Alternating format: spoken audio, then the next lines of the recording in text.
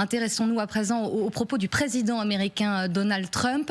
Pas tendre, lui qui continue d'entretenir un flou sur une éventuelle intervention des États-Unis dans le conflit. Pas tendre, je le disais, avec les Européens, après notamment cette réunion que nous évoquions ensemble avec les ministres des Affaires étrangères, avec les Iraniens. Écoutez-le. Les Européens ont-ils aidé à discuter avec les Iraniens? Non, ils n'ont pas aidé. L'Iran ne veut pas parler à l'Europe, ils veulent nous parler. L'Europe ne sera pas en mesure de nous aider dans cette affaire. David Benaïm, l'Europe ne sert à rien. Encore une fois, c'est le style Donald Trump, cash et imprévisible. Du point de vue des Israéliens, est-ce qu'on partage l'analyse trumpienne de la situation? En tout cas, ce qui est certain, c'est qu'Israël n'attend pas du tout l'aide ni de la France, ni de la Grande-Bretagne sur cette offensive, ni même sur le défensive. Quand Emmanuel Macron aurait proposé son aide pour intercepter les missiles balistiques, comme ce fut le cas en avril et en octobre 2024, aide à interception, là, c'est pas le cas. Israël a refusé l'aide de la France, pas à demi-mot, clairement. Ouais. Donc non, pour les Israéliens, il n'y a pas d'autre alternative que l'aide américaine. Et d'ailleurs, ils commencent à voir sur les plateaux télé, ils disent pas parce que la censure l'interdit, mais en fait, les images d'illustration font qu'on arrive à parler du fait qu'il y a des avions B-2 Spirit qui sont en route vers Israël ou vers la région pour pouvoir ces fameux bombardiers qui permettent de porter les bombes suffisamment puissantes pour pénétrer notamment la centrale de Fordo. Parce que ça, c'est un point intéressant. Je le dis, entretient le flou. Il y a ces 15 jours de délai qui ont été donnés. Hier, il dit peut-être même que notre intervention américaine ne sera pas nécessaire. Mais on le sait, encore une fois, beaucoup de prudence. Mais il y a des mouvements dans la région d'appareils américains. D'appareils, de sous-marins, de porte-avions qui viennent aussi par le sud du Proche-Orient. Donc oui, il y a effectivement beaucoup de mouvements. Il faut être prudent. Ça ne veut pas dire qu'il va y avoir une intervention. Il faut se souvenir que post-7 octobre, Joe Biden avait envoyé 2 porte-avions. Porte-avions, c'est pas un seul porte-avions, c'est 150, je parle sous le contrôle du général. Combien? 80 chacun. 80, donc c'est beaucoup d'appareils qui sont autour des avions, donc c'est pas rien. Ça coûte de l'argent aussi. Est-ce que Donald Trump est prêt? Alors ça coûte moins cher que de déclencher les missiles. Par exemple, les missiles antimissiles qui sont déployés, les missiles antimissiles THAAD qui sont déployés par les Américains pour protéger les Israéliens des plus gros missiles balistiques envoyés par l'Iran. En plus du dôme de fer. En plus du dôme de fer, ça coûte entre 10 et 15 millions par missile. Et c'est des opérateurs, 90 à 100 opérateurs américains qui doivent s'en occuper pour pouvoir déployer ces missiles antimissiles. Donc ça coûte une fortune. Et on sait que Donald Trump, c'est l'Amérique d'abord. Il ne veut pas dépenser d'argent. Il est prêt à vendre des munitions, il est prêt à vendre cette aide, mais il n'est pas prêt à la donner. Il n'est pas prêt à tout, général, effectivement. Est-ce qu'on a des informations quant à ces mouvements? Soyons très prudents. Mais encore une fois, il entretient le flou très clairement, Donald Trump, sur pas d'intervention américaine pour le moment. On est toujours dans le flou avec Trump. Alors de toute façon, ça ne nous change pas beaucoup. On ne sait jamais où il va. Mais il y a quand même des faits. Les faits, c'est quoi? 3 groupes aéronavals, c'est des B-2 Spirit à Diego Garcia, c'est toujours 40 000 hommes au Moyen-Orient en état d'alerte, c'est aussi des ravitailleurs en vol, une trentaine qui sont déployés depuis une semaine. Je pense que plus quelques destroyers qui vont renforcer les groupes aéronavals, donc des antimissiles. Donc on est quand même dans la mise en place d'une capacité de frappe, si besoin était. Et finalement, les 15 jours qu'a donné Trump pour d'éventuelles négociations, pour la décision d'éventuelles négociations, c'est là. Maintenant, je pense qu'il attend, ce que je disais un petit peu tout à l'heure, qu'Israël fasse vraiment le sale travail, qu'effectivement, que tout ce qui doit être détruit l'est, et que les Américains n'aient pas besoin d'intervenir, sauf pour donner le dernier coup de massue. Par exemple, justement, avec ces GPU 57 dont on parle beaucoup. C'est-à-dire le dernier coup de massue, j'aurais participé au conflit sans engager des soldats américains sur le territoire iranien de près ou de loin, et vis-à-vis de sa opinion publique et de ses électeurs, il pourra dire, vous voyez, je n'ai pas mis les soldats américains en danger dans ce type de conflit, mais j'ai quand même assuré d'une certaine manière la paix, parce que le but c'est quoi? C'est de contraindre l'Iran à négocier. Et quand on dit négocier, moi j'irais même plus loin, à accepter sa défaite, parce que le but il est là. Et je pense que c'est ce que fait Israël.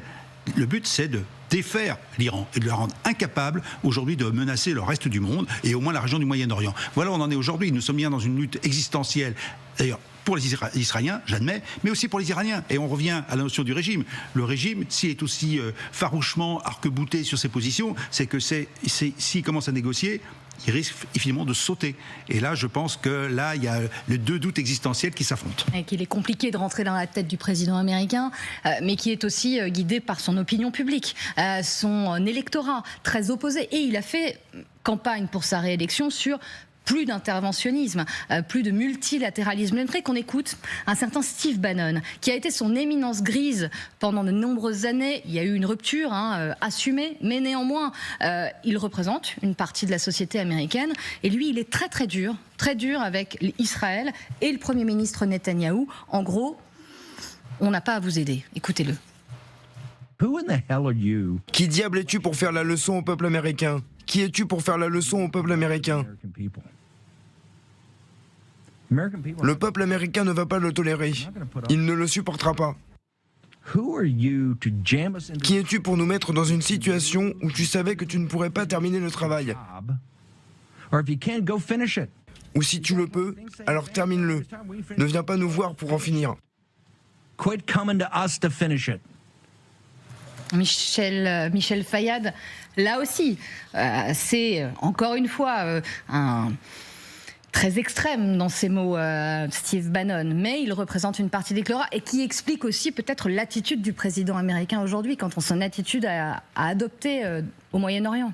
Moi, je pense qu'il y a plusieurs choses. Déjà, ce qu'il ignore probablement, c'est que pour le régime en Iran, Israël est le petit Satan. Et ce sont les États-Unis qui sont le grand Satan.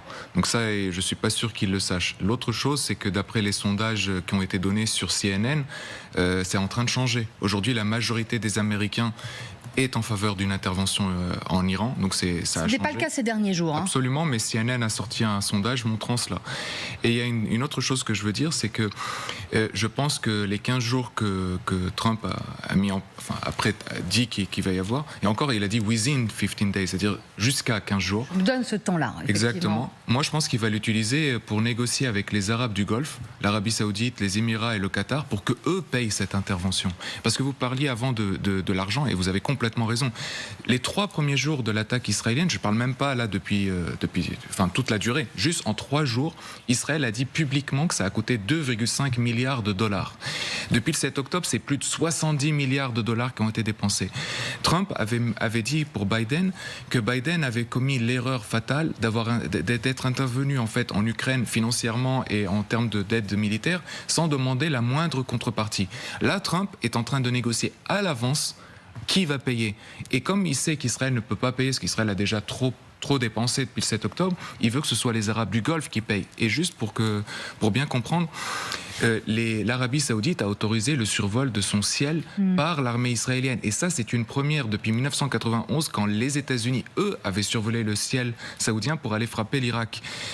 Alors déjà, à l'époque, ça avait été un énorme coup que les Saoudiens autorisent les croisés, entre guillemets, pour qu'ils survolent le territoire saoudien, territoire saint dans l'islam. Mais là, que ce soit les Juifs, par les Israéliens. Non, pour eux, c'est par les Juifs, vous voyez, qui puissent survoler le ciel saoudien, c'est quand même quelque chose d'extraordinaire qui a été fait et qui prouve qu'il y a eu une négociation bien en amont. C'est-à-dire que c'est pas fait du jour au lendemain. Il y a eu une négociation entre les Américains, les Saoudiens et les Israéliens pour que cela se fasse.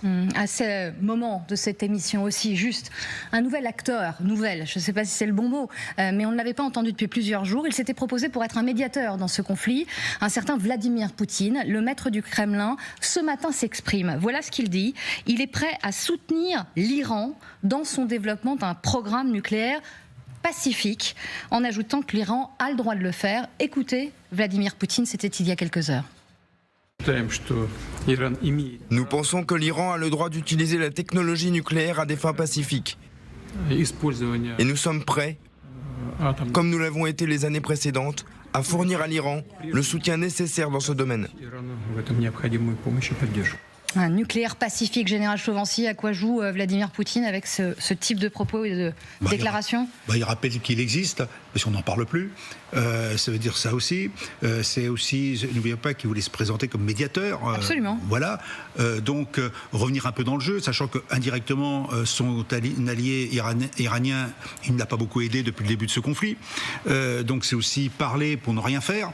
Voilà où on en est aujourd'hui. Maintenant, la notion de nucléaire pacifique, ne sais pas ce qu'il y a derrière, mais moi je comprends que permettre à l'Iran de disposer d'une énergie nucléaire à partir de centrales nucléaires, notamment par la centrale de Boucher, où il y aurait environ 600 quand même expatriés russes en train de la mettre en œuvre, et pourquoi pas? Je crois d'ailleurs que c'est les accords qui ont toujours été mis en avant. Ce qu'on ne veut pas et que personne ne veut, c'est que l'Iran soit un État nucléaire au titre militaire, parce qu'on ne sait pas comment réagiraient les mollahs. On n'a aucune confiance aujourd'hui dans les mollahs et dans leur compréhension de l'usage de l'arme nucléaire. Donc il ne faut pas leur laisser. Par contre, le nucléaire civil est tout à fait licite. Et il faut, au contraire, pour moi, je considère qu'il faut le favoriser. Charlotte Javan, sur ce lien finalement avec la Russie et l'Iran, on le sait depuis le début de la guerre en Russie, notamment à quel point l'Iran a fourni notamment ses drones Shahed. Encore une fois, se souligne encore un peu plus par ce type de prise de position. Oui, écoutez, et inquiète. Monsieur Poutine n'est pas un exemple de pacifisme, je ne crois pas. Mais bon, on ne peut pas dire ça, côté... effectivement. Pardon ? On ne peut pas le dire, effectivement, je pense. Et donc, ça serait toutes ces discussions pour après. C'est pas maintenant. Ce qui est très important maintenant, une guerre d'usure.